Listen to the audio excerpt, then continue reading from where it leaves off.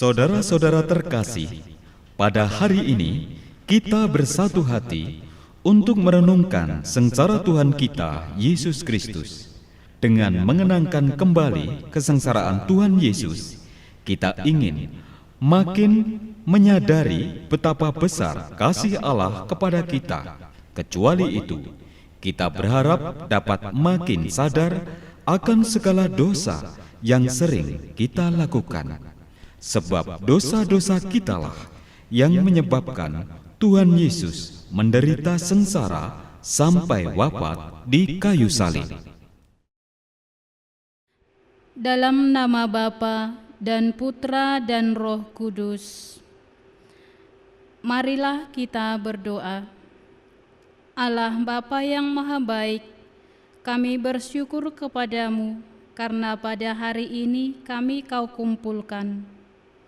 Lewat jalan salib ini kami ingin mengenangkan kembali Yesus Kristus yang menderita sengsara demi keselamatan kami.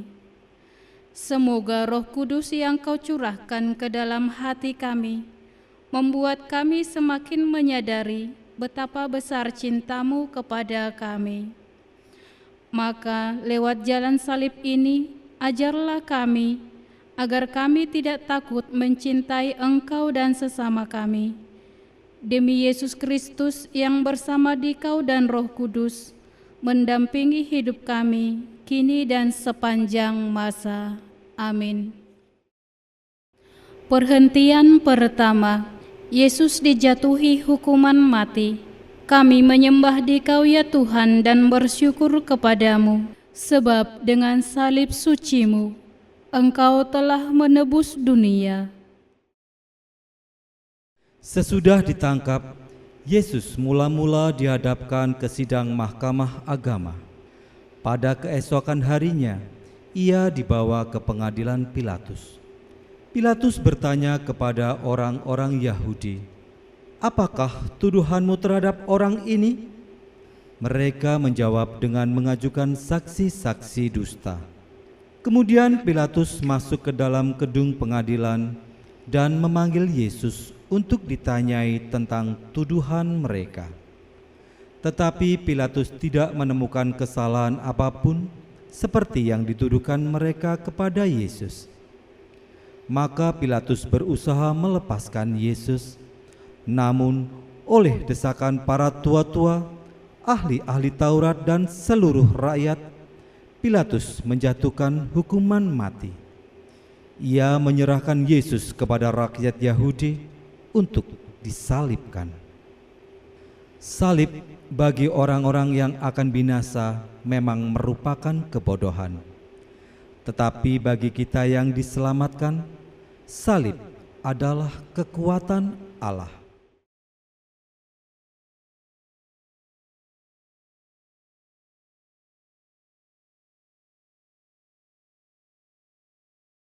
Marilah kita berdoa. Tuhan Yesus Kristus, kami bersyukur atas pengorbanan-Mu demi keselamatan kami.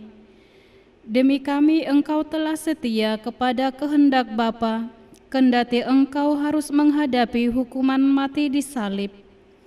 Semoga kami pun selalu setia kepada kehendak Bapa, juga kalau karena kesetiaan itu kami harus menderita seperti Engkau. Sebab Engkaulah Tuhan kami kini dan sepanjang masa. Amin. Tuhan, kasihanilah kami. Allah, kasihanilah kami orang berdosa ini.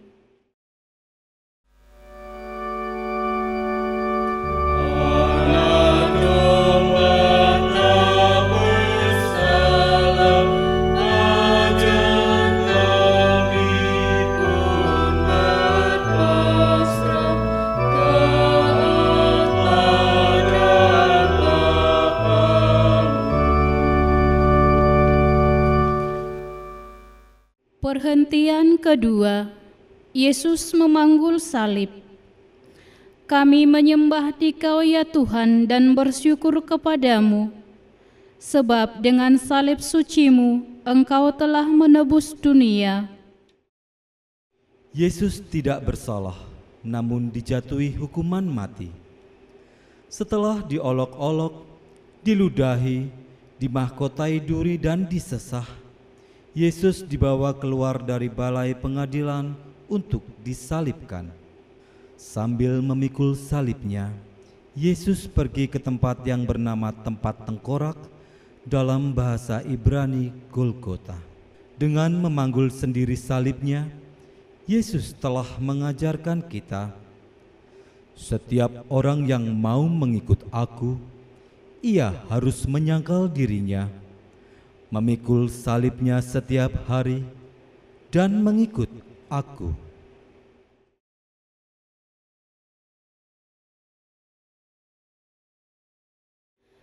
Marilah berdoa. Tuhan Yesus Kristus, kami bersyukur karena boleh ambil bagian dalam salib-Mu. Engkau mengizinkan kami seperasaan dan sependeritaan dengan Dikau. Semoga kami setia memikul salib kami yang kecil dan ringan bila dibandingkan dengan salib-Mu, supaya kami patut disebut pengikut-Mu. Engkaulah Tuhan kami, kini dan sepanjang masa. Amin. Tuhan, kasihanilah kami. Allah, kasihanilah kami orang berdosa ini.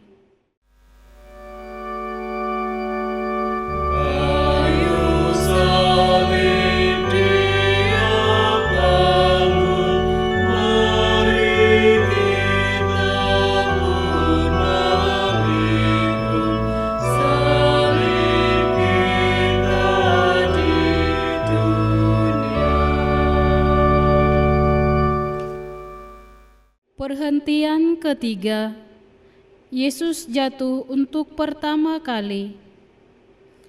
Kami menyembah Dikau ya Tuhan dan bersyukur kepadamu, sebab dengan salib suci-Mu, Engkau telah menebus dunia.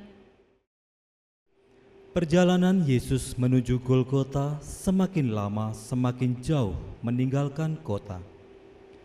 Banyak darah keluar dari luka-lukanya.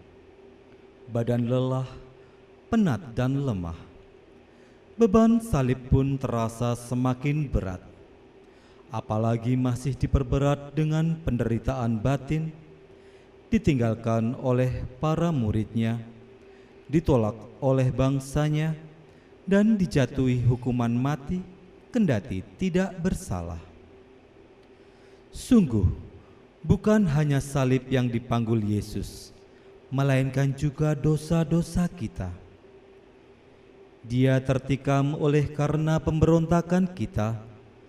Dia diremukkan oleh karena kejahatan kita. Hukuman yang mendatangkan keselamatan bagi kita ditimpakan kepadanya.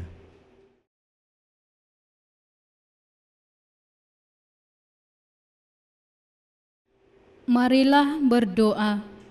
Tuhan Yesus Kristus, kami bersyukur karena Engkau berkenan memanggul dosa-dosa kami. Kami yang berbuat dosa, tetapi Engkau yang menanggung hukumannya. Semoga kami tidak lagi memperberat beban yang harus Kau tanggung. Sebaliknya, semoga kami selalu berusaha meringankannya dengan bertobat dan dengan meringankan beban orang lain, agar langkah kami pun lebih ringan untuk mengikuti Engkau, Tuhan kami kini dan sepanjang masa. Amin. Tuhan, kasihanilah kami. Allah, kasihanilah kami orang berdosa ini.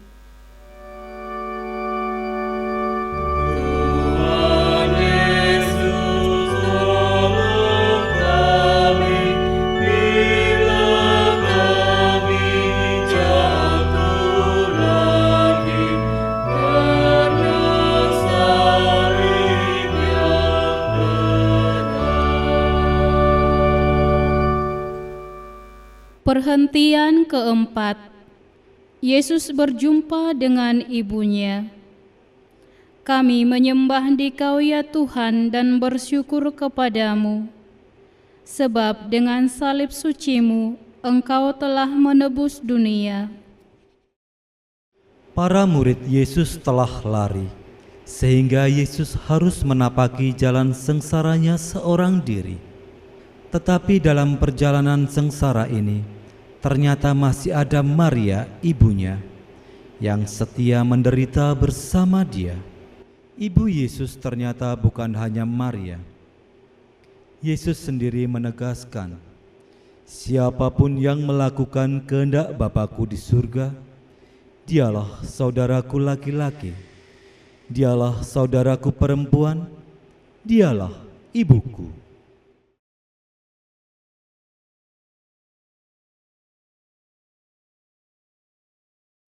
Marilah berdoa. Tuhan Yesus Kristus, kami bersyukur atas teladan Ibu Maria dalam mendampingi orang yang menderita. Semoga karena teladan Maria, kami didorong untuk lebih berani ambil bagian dalam penderitaan dan keprihatinan sesama, lebih-lebih yang berada di sekitar kami. Bantulah kami menjadi sahabat sejati bagi orang yang menderita, dan dengan demikian menjadi sahabat-Mu sendiri. Engkaulah Tuhan kami, kini dan sepanjang masa. Amin. Tuhan, kasihanilah kami.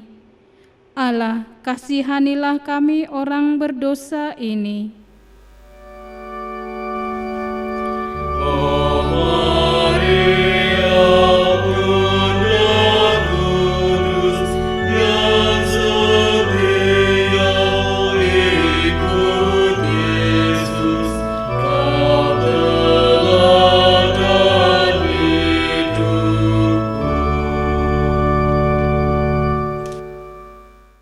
Perhentian kelima, Yesus ditolong Simon dari Kirene. Kami menyembah Dikau ya Tuhan dan bersyukur kepadamu, sebab dengan salib suci-Mu Engkau telah menebus dunia. Yesus sangat letih dan lelah, padahal tempat yang dituju masih jauh.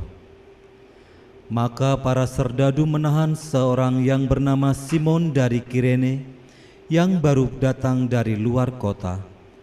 Lalu diletakkan salib Yesus di atas bahunya supaya dipikulnya sambil mengikuti Yesus. Memanggul salib merupakan ukuran kelayakan seorang pengikut Yesus, karena Yesus sendiri bersabda, "Barang siapa tidak memikul salibnya dan mengikuti Aku, ia tidak layak bagiku." Jadi, bagi orang Kristen, salib sungguh tak terelakkan. Salib adalah beban yang harus kita pikul. Namun, kita akan mampu memikul beban berat itu kalau kita saling membantu. Bertolong-tolonglah menanggung bebanmu, maka kamu memenuhi hukum Kristus.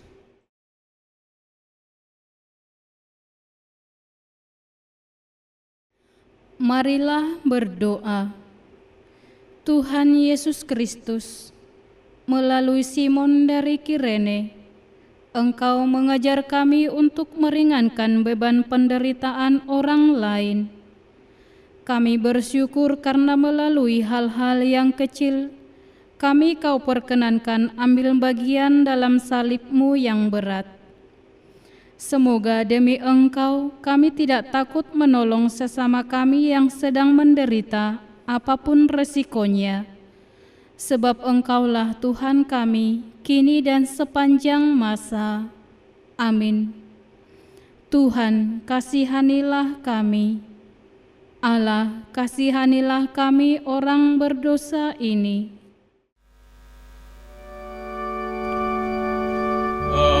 Apapun yang kau lakukan bagi para penderita, pada Tuhan berkenan. Perhentian keenam, wajah Yesus diusap oleh Veronika. Kami menyembah Dikau ya Tuhan dan bersyukur kepadamu, sebab dengan salib suci-Mu, Engkau telah menebus dunia. Wajah Yesus kotor oleh darah, keringat dan debu. Semarak dan ketampanan wajahnya terasa sirna. Tepatlah gambaran Yesaya. Banyak orang akan tertegun memandang dia. Begitu buruk rupanya, tidak seperti manusia lagi, dan tampaknya tidak seperti anak manusia lagi. Ia tidak tampan, dan semaraknya pun tidak ada, sehingga kita tidak tertarik untuk memandang dia, dan rupa pun tidak, sehingga kita tidak menginginkannya. Ia dihina dan dihindari orang, seorang yang penuh kesengsaraan dan yang biasa menderita kesakitan. Ia sangat dihina sehingga orang menutup mukanya terhadap dia. Kendati begitu, masih ada orang yang bersimpati kepada Yesus, yakni Veronika. Ia maju mendekati Yesus lalu mengusap wajahnya. Dengan tindakannya yang sederhana, Veronika telah menolong orang yang menderita. Ia memberi contoh kepada kita mengamalkan amanat salah seorang Rasul Yesus. Bersukacitalah dengan orang yang bersukacita, dan menangislah dengan orang yang menangis.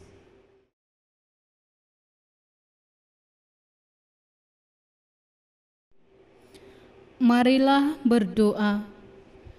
Tuhan Yesus Kristus, ampunilah kami yang sering takut menolong orang yang sedang menderita. Semoga teladan Veronika membuat kami berani berbuat sesuatu meskipun kecil untuk meringankan beban mereka yang sedang menderita. Dengan demikian kami meringankan pula beban-Mu, sebab Engkau telah menderita demi kami. Engkaulah Tuhan kami, kini dan sepanjang masa. Amin. Tuhan, kasihanilah kami. Allah, kasihanilah kami orang berdosa ini.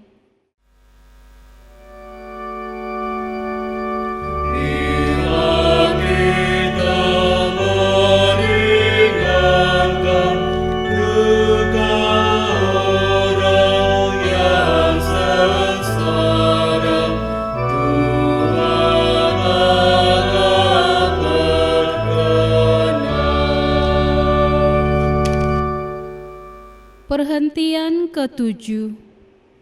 Yesus jatuh untuk kedua kalinya. Kami menyembah Dikau ya Tuhan dan bersyukur kepadamu, sebab dengan salib suci-Mu, Engkau telah menebus dunia. Kendati sudah ditolong oleh Simon dari Kirene dan wajahnya sudah dibersihkan, tubuh Yesus tidak bertambah segar. Salib yang menindih terasa semakin berat. Perjalanan masih jauh. Yesus semakin payah. Untuk kedua kalinya Yesus jatuh. Meskipun begitu, dengan teguh hati ia bangun. Diangkatnya kembali salib berat itu. Ia meneruskan perjalanan tanpa mengeluh. Apa yang dinubuatkan Yesaya kini menjadi kenyataan. Dia dianiaya, dia membiarkan diri ditindas, dan tidak membuka mulutnya, seperti anak domba yang dibawa ke tempat pembantaian, seperti induk domba yang keluh di depan orang-orang yang menggunting bulunya. Ia tidak membuka mulutnya.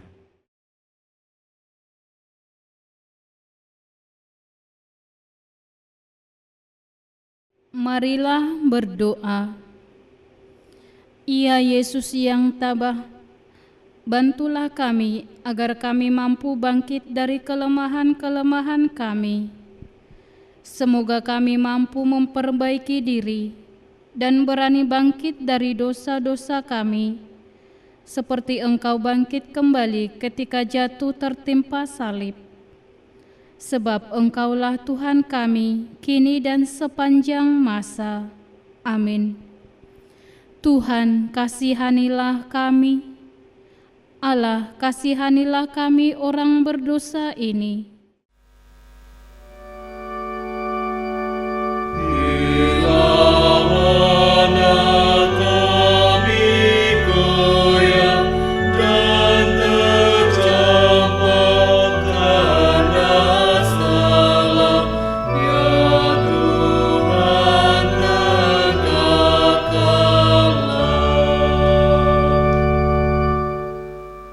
Perhentian ke-8.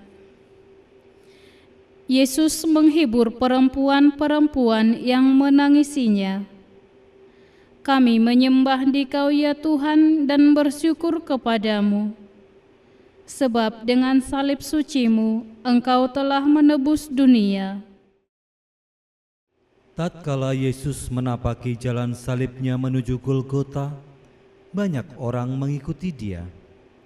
Di antaranya banyak wanita yang menangisi dan meratapi Dia. Yesus berpaling kepada mereka dan berkata, "Hai putri-putri Yerusalem, janganlah engkau menangisi aku, melainkan tangisilah dirimu sendiri dan anak-anakmu." Kita sering tidak punya waktu dan hati untuk orang lain. Kita sibuk dengan diri kita sendiri saja. Apalagi kita merasa bahwa penderitaan kitalah yang paling berat dan orang lainlah penyebab penderitaan kita. Kita sendiri susah, mana mungkin harus menghibur orang lain. Beginilah kita sering menghibur diri. Yesus memberi teladan supaya kita menghibur orang lain meskipun kita sendiri sedang menderita. Tetapi lebih dari itu, kita perlu menangisi diri kita sendiri. Kita perlu bertobat dan mengajak orang lain untuk bertobat.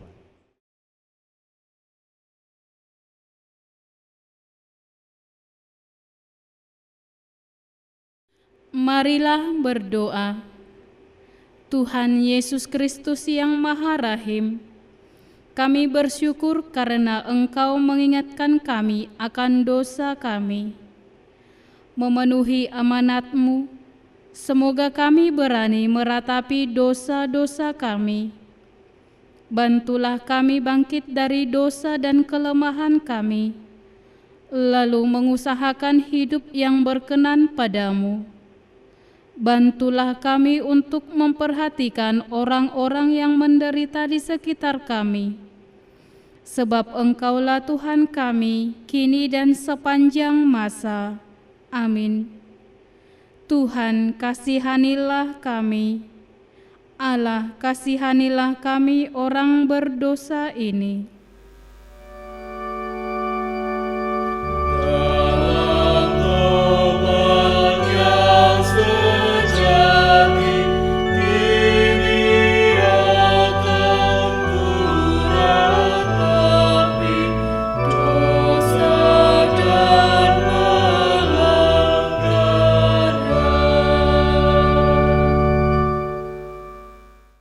Perhentian ke-9. Yesus jatuh untuk ketiga kalinya. Kami menyembah Dikau ya Tuhan dan bersyukur kepadamu, sebab dengan salib suci-Mu Engkau telah menebus dunia. Hari semakin panas. Jalan yang menuju puncak Golgota semakin menanjak. Tubuh Yesus yang semakin lemah tidak mampu menahan beban salib yang berat. Untuk ketiga kalinya Yesus jatuh. Tubuhnya terbanting di tanah yang berbatu-batu. Darah kembali mengucur dari luka-lukanya. Dengan sisa tenaganya, Yesus berusaha bangun. Yesus mau menyelesaikan perjalanan sampai ke puncak Golgota. cintanya kepada manusia, dan ketaatannya kepada kehendak Bapanya memberikan kekuatan yang begitu besar kepada Yesus. Beban Yesus semakin berat kalau kita sering jatuh ke dalam dosa, atau kalau kita menjatuhkan orang lain. Dengan jatuh dan bangun lagi, Yesus mengajar kita untuk tidak putus asa. Kalau kita jatuh ke dalam dosa, kita bangun lagi.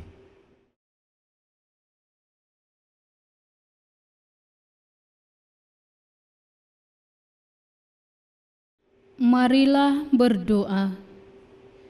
Ampunilah dosa-dosa kami, ya Yesus yang Maha Rahim. Bebaskanlah kami dari belenggu dosa yang memenjarakan kami. Tuntunlah langkah kami mengikuti jalan-Mu, jalan menuju ke hidup kekal. Sebab Engkaulah Tuhan kami, kini dan sepanjang masa. Amin. Tuhan, kasihanilah kami. Allah, kasihanilah kami orang berdosa ini.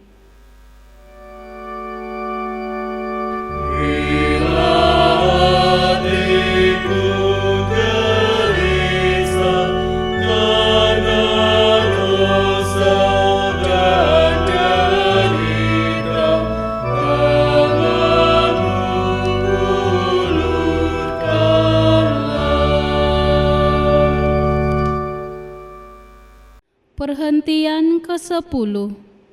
Pakaian Yesus ditanggalkan. Kami menyembah Dikau ya Tuhan dan bersyukur kepadamu, sebab dengan salib suci-Mu, Engkau telah menebus dunia. Sesampainya di puncak Golgota, para prajurit menanggalkan pakaian Yesus dengan paksa.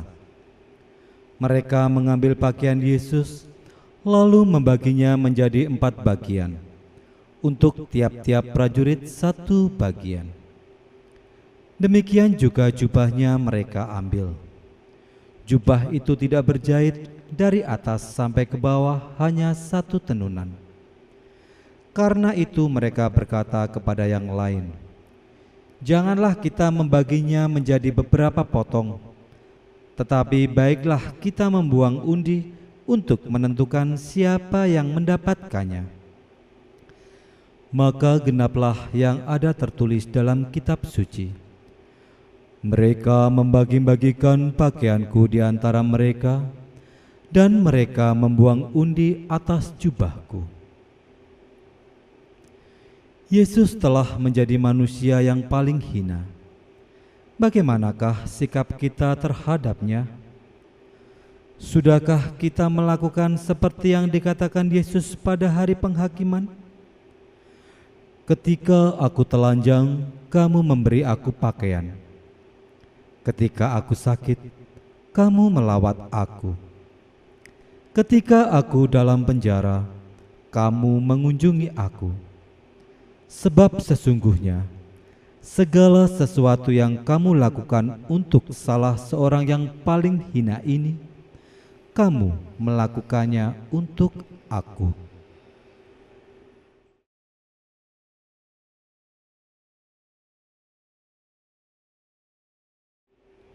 Marilah berdoa. Tuhan Yesus Kristus, kami bersyukur karena dengan dihinakan di salib, Engkau telah memulihkan martabat kami yang cemar akibat dosa. Semoga kami mampu menjaga martabat kami yang luhur dan suci, serta menghindari hal-hal yang merendahkan martabat kami. Terlebih, semoga kami selalu menaruh hormat dan menjaga martabat-Mu sendiri yang Kau pertaruhkan dalam diri sesama kami. Sebab Engkaulah Tuhan kami, kini dan sepanjang masa. Amin. Tuhan, kasihanilah kami.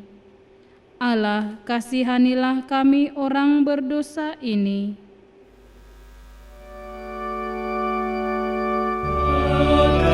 Pakaian-Mu dibagikan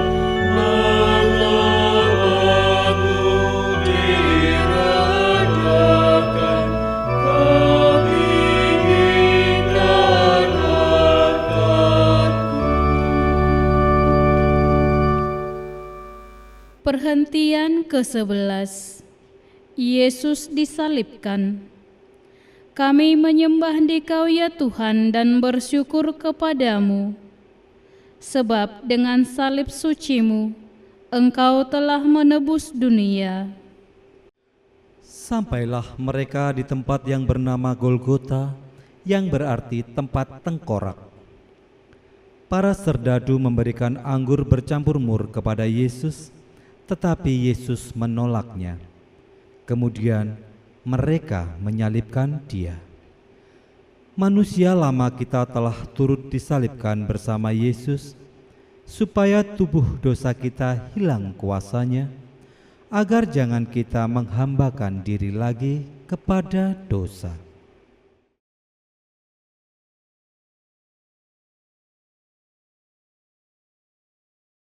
Marilah berdoa. Tuhan Yesus Kristus, kami bersyukur Engkau berkenan menanggung sengsara di salib untuk membebaskan kami dari kekuasaan dosa. Berilah kami kekuatan untuk menyalibkan dosa-dosa kami, agar kami kelak Kau bangkitkan dan boleh menikmati kebahagiaan bersama Engkau. Sebab Engkaulah Tuhan kami, kini dan sepanjang masa. Amin. Tuhan, kasihanilah kami. Allah, kasihanilah kami orang berdosa ini. Dari salib Kau melihat dan terbilang yang mengucap, berapa daya taat. Perhentian ke-12. Yesus mati di salib. Kami menyembah Dikau ya Tuhan dan bersyukur kepadamu, sebab dengan salib suci-Mu, Engkau telah menebus dunia. Ketika itu hari kira-kira sudah pukul 12 siang.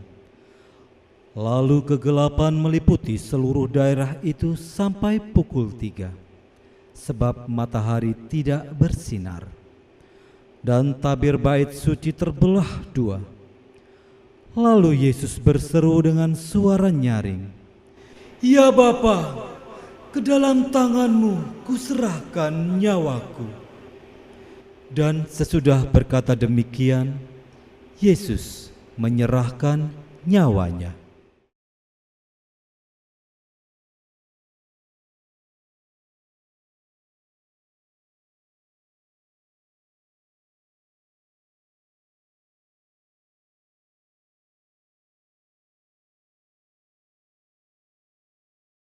Kepala pasukan dan prajurit-prajurit yang menjaga Yesus menjadi sangat takut menyaksikan wafat Yesus secara demikian. Mereka berkata, "Sungguh, orang ini adalah Anak Allah." Jika kita telah mati bersama Kristus, kita percaya bahwa kita akan hidup juga bersama Dia.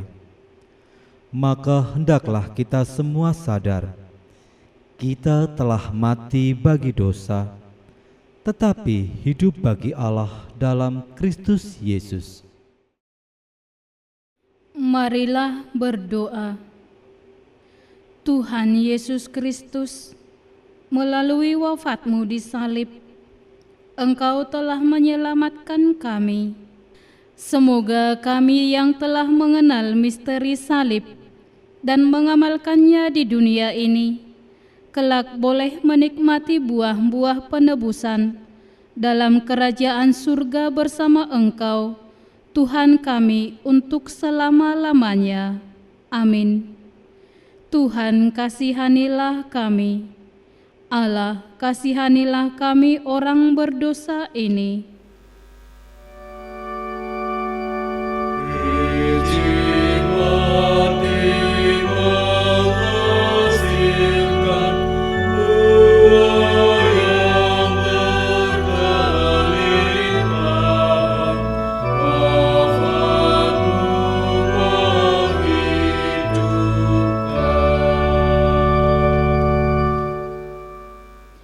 Perhentian ke-13. Yesus diturunkan dari salib. Kami menyembah Dikau ya Tuhan dan bersyukur kepadamu, sebab dengan salib suci-Mu, Engkau telah menebus dunia. Di dekat salib Yesus berdirilah Maria ibunya, saudara ibunya Maria istri Kleopas, dan Maria Magdalena. Salah seorang prajurit menikam lambung Yesus, dan segera keluarlah darah serta air. Hari mulai malam. Maka Yusuf dari Arimatea yang telah menjadi murid Yesus memberanikan diri menghadap Pilatus untuk meminta jenazah Yesus. Pilatus heran waktu mendengar bahwa Yesus sudah mati. Maka ia memanggil kepala pasukan dan bertanya kepadanya, apakah Yesus sudah mati? Setelah mendengar keterangan kepala pasukan, ia berkenan memberikan jenazah Yesus kepada Yusuf. Kemudian Yusuf menurunkan jenazah Yesus. Maria menerima jenazah Yesus di pangkuannya. Maria melaksanakan apa yang pernah dikatakannya. Aku ini hamba Tuhan, jadilah padaku menurut perkataanmu. Maria memang pantas menjadi teladan bagi setiap orang beriman. Ketika Yesus menderita, ia tetap setia berada di sampingnya.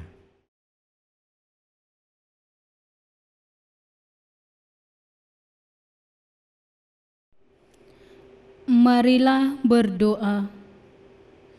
Tuhan Yesus Kristus, Engkau telah membarui dunia lewat sengsara-Mu yang mengagumkan. Resapkanlah dalam diri kami karya belas kasih-Mu ini, sehingga kami selalu ingat akan misteri agung ini, dan boleh mengabdikan diri kami seutuhnya hanya kepadamu. Sebab Engkaulah Tuhan kami, kini dan sepanjang masa. Amin. Tuhan, kasihanilah kami.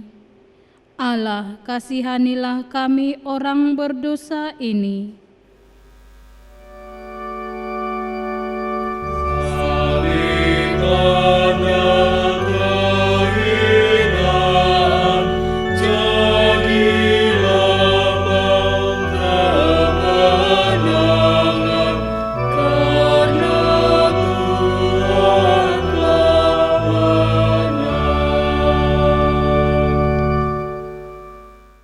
Perhentian ke-14. Yesus dimakamkan. Kami menyembah Dikau ya Tuhan dan bersyukur kepadamu, sebab dengan salib suci-Mu, Engkau telah menebus dunia. Para murid mengambil jenazah Yesus, mengafaninya dengan kain lenan dan memburatinya dengan rempah-rempah menurut adat orang Yahudi bila menguburkan mayat. Dekat tempat Yesus disalibkan ada suatu kubur baru yang di dalamnya belum pernah dimakamkan seseorang. Maka mereka membaringkan mayat Yesus di situ.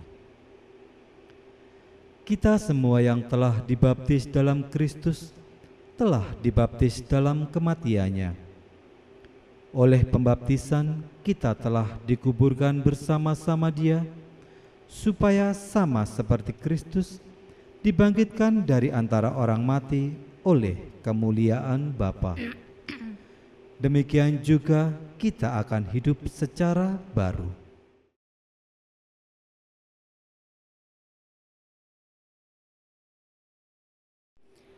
Marilah berdoa. Ya Tuhan Yesus Kristus, Engkau telah turun ke bumi dan telah naik ke surga dengan mulia. Semoga kami yang telah dikuburkan bersama Engkau dalam pembaptisan, boleh bangkit pula bersama Engkau untuk hidup abadi. Sebab Engkaulah Tuhan kami, kini dan sepanjang masa. Amin. Tuhan, kasihanilah kami. Allah, kasihanilah kami orang berdosa ini. Tuhan Yesus dimakamkan masuk alam kematian sampai bangkit mulia.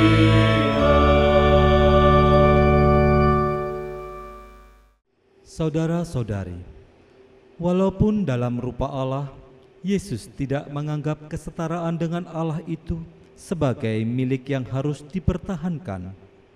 Sebaliknya, Ia mengosongkan dirinya, mengambil rupa hamba, dan menjadi sama dengan manusia. Dan dalam keadaan sebagai manusia, Ia merendahkan diri dan taat sampai mati, bahkan sampai mati di salib.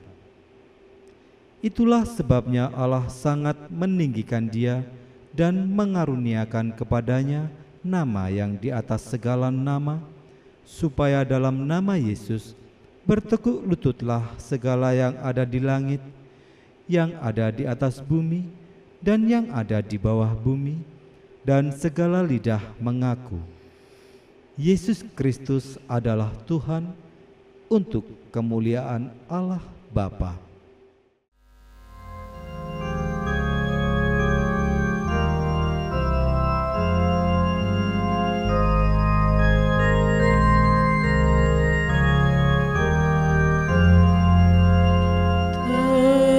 Terpujilah Kristus Tuhan, Raja mulia dan kekal.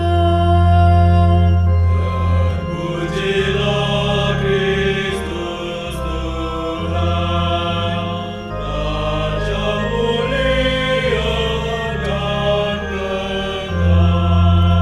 Tuhan sungguh sudah bangkit, baginya hormat dan kekuasaan selama-lamanya.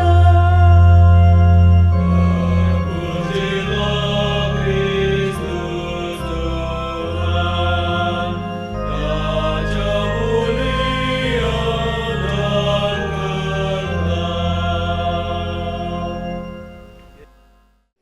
Marilah kita berdoa. Ya Allah yang Maha Pengasih, kami bersyukur karena kami boleh mengenangkan Yesus yang sengsara dan wafat demi keselamatan kami. Limpahkan berkat-Mu atas kami yang mengharapkan kebangkitan bersama Dia. Semoga karena berkat-Mu, kami boleh bertumbuh dalam iman dan keyakinan akan kebahagiaan abadi. Demi Kristus Tuhan kami. Amin. Dalam nama Bapa dan Putra dan Roh Kudus. Amin.